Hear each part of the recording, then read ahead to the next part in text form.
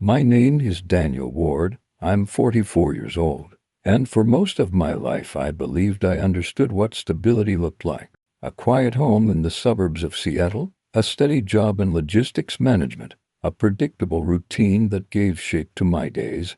I wasn't a man who needed much, just honesty, loyalty, and a sense that the person beside me truly wanted to be there. 4 years, I thought I had that. Her name was Claire. She had this calm, confident presence that made the world feel less chaotic. We met at a mutual friend's dinner party, and from the moment she laughed at one of my dry, stupid jokes, I felt something loosen inside me, something that had been locked up for a long time. Claire moved into my home less than a year later. It felt natural, safe, comfortable in a way I hadn't expected. But comfort can be the first layer of a very convincing illusion. Everything changed on a Tuesday morning in early spring. I remember it clearly because the air outside smelled like rain, and Claire left the house unusually early, saying she had a budget meeting that couldn't wait. That alone wasn't suspicious. Her job in corporate finance kept her busy. But something lingered in her tone, something too careful, too measured. Not guilt, exactly. More like calculation. I didn't know then that it would be the last morning I looked at her without feeling the weight of doubt. My attitude toward her shifted the moment I noticed the first inconsistency. A forgotten receipt from a restaurant she never mentioned. A sudden change in passwords she'd previously shared with me. A softness in her voice when she answered certain calls, the kind she used to reserve only for me. I told myself I was imagining it, that work stress was twisting things inside my head. But denial only lasts until the truth forces its way through, and for me, it started with one small, almost insignificant thing, a notification on her laptop, the name I recognized, but not in a way that made sense. Adam Keller. He wasn't a coworker. He wasn't a friend of ours. He wasn't anyone she should have been talking to. I'd only heard of him once, years ago, when she'd briefly mentioned a guy who wouldn't take no for an answer back in college. My stomach tightened, not because of jealousy, but because something about that name carried a history she never allowed me to see. But everything else began long before that moment. It started 3 months earlier, with the first shift in her behavior, something subtle, something she thought I wouldn't notice. And that's where the real story begins. It began on the night she came home late, carrying the scent of an unfamiliar cologne on her coat, and told me she had stayed at the office to help a coworker with a project. It began when she flinched ever so slightly when I reached for her hand. It began when she started studying me with a strange, almost distant expression, as if she were trying to measure how much I could handle before breaking. Back then I didn't know what the truth was, but I knew it was coming. And the moment it arrived, it would tear apart everything I thought I understood about Claire and about myself. The morning after that conversation with Mia felt unnervingly quiet, like the world was holding its breath.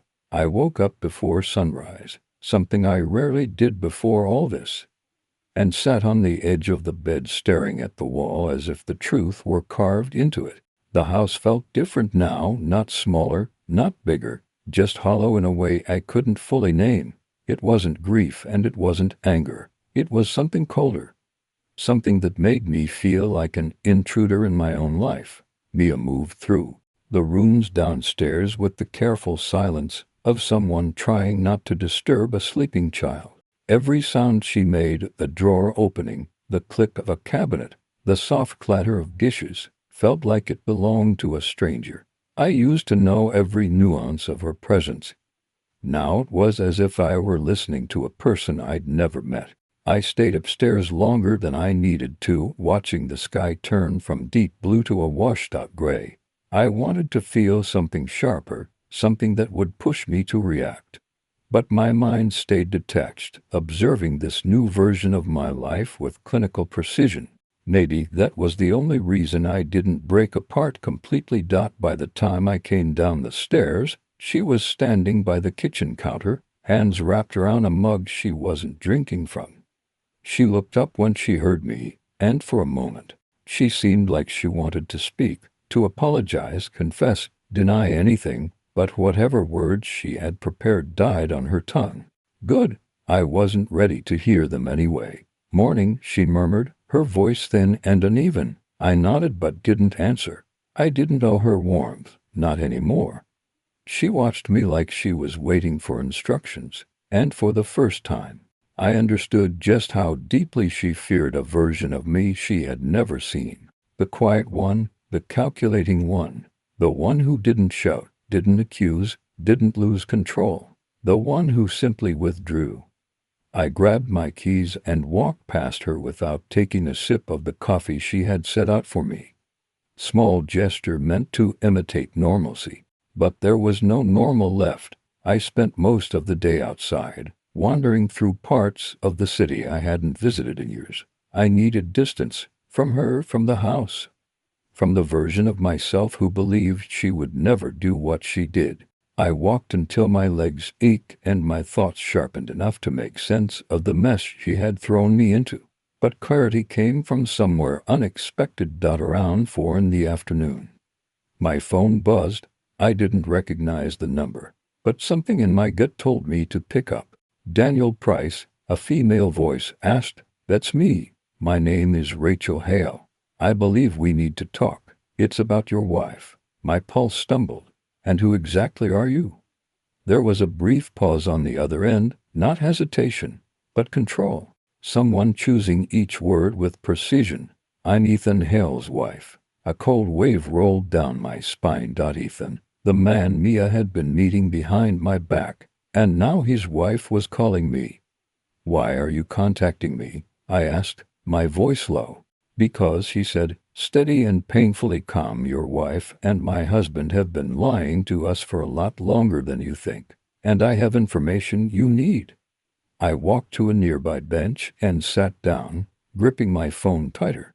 Afternoon light was fading, but suddenly the world seemed too bright, too exposed. I'm listening, I said. Rachel exhaled, the kind of breath someone releases when they've carried a burden too heavy for too long. I didn't know how much you already discovered, she began. But Ethan and Mia, what they're doing isn't just an affair. They've been manipulating things at their company. Projects, reports, access, and recently money.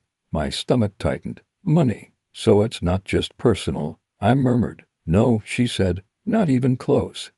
For a moment, I couldn't respond. I'd prepared myself to deal with betrayal, secrets, lies, but this corruption, manipulation, something corporate and deliberate, this shifted everything. It meant Mia hadn't just betrayed me emotionally. She had been living a second life entirely. One she believed I would never uncover. Rachel continued, her voice steady but exhausted. I didn't know who else to call, but I thought, maybe you deserve to know the truth. Maybe we both do. I leaned back, staring at the dimming sky. Truth, such a simple word for something that could shatter everything. Can we meet? I asked. Yes, she answered immediately, as if she had been hoping for that. We agreed on a place, a quiet cafe near the industrial district. The kind of place where people met when they didn't want to be noticed. I arrived an hour early, unable to sit still at home. When Rachel walked in, I recognized her instantly, poised, elegant, with the tense posture of someone who had been carrying anger for years. She scanned the room, spotted me, and walked over. Daniel, she said softly. She sat across from me, folded her hands, and looked me directly in the eyes. We need to help each other, she said, because what they're doing, it's bigger than infidelity. And if we don't act first, they'll destroy us before we even understand how. Her words sank into me like ice. This wasn't just a story about love, or betrayal, or heartbreak. This was a conspiracy, and I had just stepped into the middle of it. Start from the beginning. I told her, tell me everything, and she did. For the next hour, Rachel revealed details that made my chest tighten and my jaw clench until it hurt. Secret meetings, strange documents, hidden transfers. A project worth too much money to handle quietly. Mia and Ethan weren't just cheating. They were partnering. on something illegal. Something dangerous. By the time she finished talking, something inside me had shifted permanently. A new version of myself emerged, not broken, not devastated, but focused. I wasn't the victim in this story. Not anymore. Rachel and I exchanged a long, heavy look, an unspoken agreement forming between us. Whatever Mia and Ethan were hiding, whatever they thought they could get away with, we would uncover every last piece of it, and we would make them face the consequences. I didn't sleep that night, not because of fear or anger or even confusion, but because something inside me finally clicked into place. For weeks I'd been reacting to Amelia's betrayal like a man trying to hold back a collapsing wall with his bare hands. But now, after what I discovered in Ethan's apartment, I understood something deeper. They weren't just liars. They were careless liars. And careless liars always leave a trail. The next morning I sat at my kitchen table, the winter light spilling through the blinds in thin silver strips, illuminating the mess of documents spread in front of me. Ethan's hidden binder, the one I stole from his closet, was still sealed in my backpack. I hadn't opened it yet. I didn't trust myself to do it when I was tired. I needed a clear mind. Whatever was inside, it wasn't something he intended anyone to see. Before touching it, I brewed coffee, sat down, and forced myself to breathe slowly. This wasn't about emotions anymore. This was about precision. I unzipped the backpack, slid the binder out, and placed it on the table. It was thick, overstuffed, with a torn cover and worn edges, the kind of object that didn't belong to a man as polished as Ethan. I opened it. The first page stopped me cold. It wasn't about Amelia. It wasn't about infidelity at all. It was a list, a long one, of names, dates, and numbers. At first glance, it looked like financial data. But the longer I studied it, the clearer it became. This was an internal transfer scheme. Money routed through dummy subsidiaries, then dissolved in consulting fees, only to resurface in private accounts. Fraud, corporate fraud, big, systematic. And Amelia wasn't just a bystander. Her name appeared several times. My pulse quickened, but not from fear, from opportunity. Suddenly everything made sense. The secrecy, the late nights, her anxious shifts in mood. This wasn't just an affair. She was in far deeper trouble than she realized. I turned the pages slowly, carefully, documenting everything with my phone. Messages between Ethan and Amelia, emails printed and annotated, handwritten notes about how to hide specific transfers, even a few hotel receipts stapled to the margins, the ones related to them, mixed with ones related to business meetings. Their entire paper trail lived inside this binder. As I flipped to the last section, I found something different, a set of printed photographs of me, pictures of me leaving for work, of me arriving home, of me grocery shopping, even one of me sitting in my car, looking at my phone. A chill slid down my spine. This wasn't random. They were watching me, not out of jealousy, out of caution. I realized then that Amelia hadn't underestimated me. She feared me, or at least Ethan did, and that fear meant one thing. They knew what they were doing was dangerous enough to destroy them. The photographs were dated over the past 2 months, the same period when Amelia grew distant, irritated, paranoid, the same period when Ethan began messaging her more aggressively, the same period when I first sensed something was wrong. I leaned back in my chair, the binder still open, and let the weight of the truth settle. Amelia didn't cheat on me because she fell out of love. She cheated because she needed someone who could share the risk and the guilt. Ethan wasn't just a lover. He was her partner in crime. And I was the fool who trusted her. But not anymore. I spent the next 3 hours constructing a timeline, every date, every message, every suspicious late-night work call, piece by piece. The full picture came into focus. When I finally finished, I couldn't recognize the woman I once loved. Around noon, Amelia called me. Her voice was cheerful, dripping with the kind of manufactured warmth she used when she wanted to disarm me. Hey, Daniel. Just checking in. How's your day going? I looked at the photographs again. At the forged invoices. At the bank transfers with her initials on them. It's going, I said. You sound tired, she replied. You okay? I almost laughed. She was worried, not about me, but about control. About whether I suspected anything. About whether her world was still safely sealed. For the first time, I felt a sharp, cold satisfaction. I knew something she didn't know I knew, and that imbalance was intoxicating. I'm fine, I said. Just thinking about what? She asked it lightly, but I heard the tension behind her tone. Us, I answered truthfully. A pause, just long enough for me to hear her inhale sharply. We'll talk tonight, she said quickly. I'm coming home early. Maybe we can have dinner together. I'd like that. It wasn't a lie. I did want dinner. I wanted to look her in the eye, knowing exactly who she was.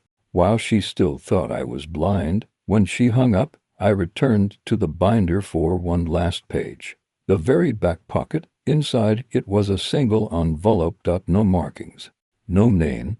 I opened it and froze. Plane tickets? 2 of them, for Amelia and Ethan. Date, 3 weeks from now. Destination, Vancouver. One-way. My heart slowed. Not from shock, from understanding. They weren't just planning to run from their crimes. They were planning to run together. Maybe they would have invited me to dinner the night before they left. Maybe they would have acted normal, kissed me goodbye, smiled, lied, and vanished. Maybe Amelia planned to leave me with the financial wreckage after they escaped. But now their escape plan belonged to me. I closed the binder carefully, wiped every surface I touched, and slid it back into my backpack. By evening, I was ready for her. For the first time in our entire relationship, I held every card, and she had no idea. I didn't sleep the night after Julia walked out of our apartment. I lay on the couch, staring at the ceiling, listening to the quiet hum of the refrigerator and the distant sound of cars passing through the wet streets below. There's a certain kind of silence that only appears when someone leaves, a hollow, almost physical emptiness that settles into the walls and under the skin. Her toothbrush was gone. Her favorite mug wasn't on the counter. The warmth she carried through every room had vanished as if it had never belonged here at all. I kept trying to make sense of the last 2 days, but every memory only twisted itself tight around my throat. The truth is, betrayal doesn't hit all at once. It arrives in waves: shock, disbelief, anger, resignation, looping over and over until you no longer remember which version of reality is real. I told myself I didn't care. I told myself I had more important things to focus on. But the truth was simpler. I felt broken in a way I hadn't expected, in a way I never wanted to feel again. Still, despite everything, I knew one thing with absolute clarity. I couldn't walk away. Not now. Not when I was this close to understanding the full scope of what Julia and Marcus had been hiding. The affair was just the surface, a crack in the paint revealing a much darker structure underneath. So I returned to my desk, turned on the dim lamp, and opened the folder I'd been building for weeks. Dozens of screenshots, timestamps, voice memos, hotel receipts, encrypted messages decoded line by line. What once felt like an intrusion now felt like survival. I wasn't spying on them anymore. I was preparing for the moment the truth would finally stop running from me. There was one message I kept returning to, one that didn't fit the rest. If he finds out, everything collapses. The contract depends on this, not the relationship, not our plans, but the contract. I didn't understand what it meant, but the fear behind those words was unmistakable. At around 3 a.m., my phone vibrated. A single text from an unknown number. He's lying to her too. Check the office. No signature, no context, but the timing was too perfect to be random. For 30 minutes I just stared at the message, trying to decide whether it was a trap, a warning, or something else entirely. Eventually I grabbed my coat, keys, and the small flash drive where I stored every fragment of evidence.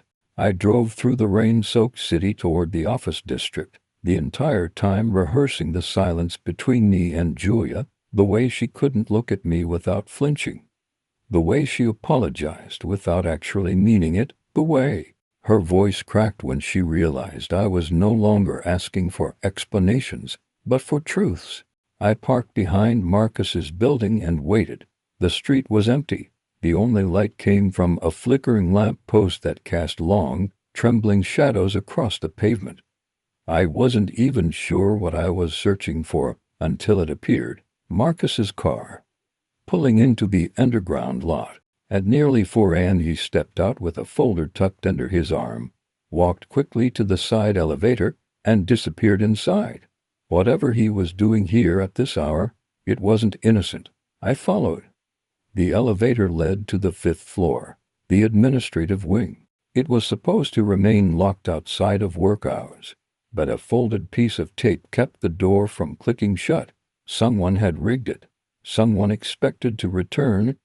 The hallway was dark except for the blue glow leaking from one room near the end. I moved closer, each step echoing against the polished tiles inside. Marcus sat at his desk, hunched over a computer, frantically copying files into an external drive. His expression wasn't calm. He wasn't confident. He looked terrified. And then I noticed the screen, a company ledger, financial statements, offshore accounts, and next to that, a list of names. My name was among them. I didn't know whether it was anger or adrenaline that pushed me to step into the doorway. "Working late?" I asked. Marcus jolted so violently he almost knocked his chair over. His eyes widened when he saw me, not with guilt, but with pure fear. "Daniel, what are you doing here?" I pointed at the screen. "I think that's my question." He scrambled to close the files, but I stepped forward. "Don't," I warned him. "Not tonight." He froze. For a moment neither of us spoke. Rain tapped against the window behind him, the rhythmic sound somehow making the heavy tension in the room feel even tighter. Finally he exhaled. "You weren't supposed to see this, obviously," I replied, "but here I am." He leaned back in his chair, rubbing his hands over his face. "Look, whatever you think Julia and I were doing, I know exactly what you were doing," I said. "That's not the part I'm confused about." He swallowed hard. "Then what do you want?" "I want to know why my name is on that list," I said, pointing at the now minimized window. "I want to know what contract this is, and I want to know what Julia has to do with any of it." Marcus didn't answer. He just stared at me with a look I couldn't decipher, pity maybe or regret. "Daniel," he finally whispered, "you need to walk away before this becomes something you can't undo." "I'm already past that point," I said. He looked down, then slowly turned the monitor back toward me. File by file, he opened everything he had been trying to hide, and my heart began to pound. Payments. False reports submitted under my name. Documents implying I had approved financial decisions I'd never seen. Signatures forged with unsettling accuracy, and Julia's name tied to nearly every entry. It wasn't just an affair. They were building something together, manipulating internal audits, redirecting funds, creating a trail that pointed directly to me. A trail that would make me responsible the moment it surfaced. I staggered back, gripping the edge of a filing cabinet. "They're framing me," I said quietly. Marcus shook his head. "Not they." He swallowed. "Julia." For a moment the room tilted, the walls pressing inward. I could barely breathe. "She's using you," he said. "I tried to stop it. I tried to warn her, but she doesn't listen to anyone." "Why?" My voice was barely audible. Marcus hesitated. "Because ruining you is part of the deal." The deal, the contract, the secrecy. I felt my throat tighten, my pulse thundering in my ears. "What deal?" I demanded. But Marcus didn't answer. Instead, the elevator chimed down the hall. Footsteps echoed. High heels. Slow, deliberate. Marcus turned pale. I already knew who it was. Julia. And the moment I saw her silhouette appear in the doorway, calm and composed despite the storm outside. I realized something terrifying. Whatever betrayal I had uncovered so far, it was only the beginning. I didn't sleep the night before everything finally came apart. Not because I was scared, the fear had burned out long ago, but because my mind kept replaying every moment that led me to this point. Every lie she told, every detail Ethan tried to hide, every quiet night when I thought I had a life, only to learn I was living inside someone else's rewritten story. By morning, the sky outside my window looked bruised, heavy with rain, fitting, the kind of weather that makes confessions feel inevitable. I arrived at the office an hour earlier than usual. The building was nearly empty, just the hum of lights and the distant sound of a vacuum from another floor. I walked the corridor slowly, every step measured, rehearsed. I had already sent the files, scheduled to unlock publicly at noon, emails, screenshots, financial reports, hotel logs, and most importantly, the chain of messages linking them not just romantically, but professionally, illegally. This wasn't a breakup. This wasn't jealousy. This was exposure. Their affair wasn't even the worst part. It was the embezzlement scheme hidden beneath the flirting, the coded messages, the manipulated clients, the fabricated numbers that both of them thought no one would ever question.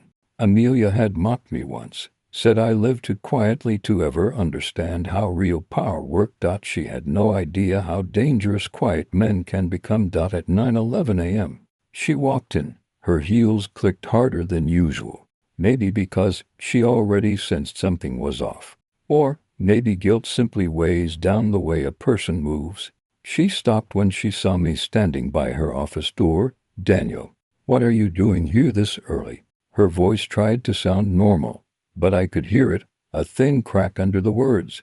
I didn't answer. I just opened the door and stepped aside. Inside, Ethan was already waiting, arms folded, jaw clenched, eyes darting like a man looking for exits he wasn't sure existed. "You told him," he said to her, though he already knew she hadn't. "No," I replied calmly. "You told on yourselves." I placed the printed packet of evidence on the desk. They stared at it like it was something alive, something poisonous. In a way it was. "You think you can just," Ethan started, but I cut him off. "You have 40 minutes before this goes to the board. 1 hour before it reaches every client you stole from. And by noon, the authorities get everything." Amelia's face drained of color. She reached for the papers with hands that trembled. "Daniel, please, you don't understand." "Oh, I do," I said. "More than you think." She looked at me then with something that wasn't guilt, wasn't shame, something colder, almost calculating. The same expression she used when she thought she was smarter than the world around her. "You won't walk away, Queen," she whispered. "I already did," I replied. And that was when it happened, the shift. The exact second when they realized this wasn't a negotiation. I wasn't there to argue, to shout, to demand explanations or apologies. I was there to let the truth detonate. Ethan sank into a chair, rubbing his forehead, muttering curses under his breath. Amelia paced, hands shaking, breathing uneven. Watching them fall apart in real time wasn't satisfying, not exactly. It was something colder, something final. At 10 o'clock, the building filled with footsteps, voices, tension so thick it changed the air. Notifications started pinging across the floor, emails opening, attachments downloading, messages spreading. Doors slammed. People whispered. The storm had begun. Ethan tried to leave, but security intercepted him before he reached the elevator. Amelia stood frozen when HR approached her, as if the ground had finally given way under her carefully constructed life. I didn't stay to watch everything collapse. I didn't need to. I walked out into the rain, the city muted under the downpour, and for the first time in months, maybe years, I felt something close to equilibrium, not happiness, not relief, just truth. Quiet, heavy, undeniable truth. When I reached my car, I looked up at the gray sky and breathed in the cold air. Revenge hadn't healed me. I never expected it to, but it ended the chapter they tried to write for me. And now the rest of the story was mine again.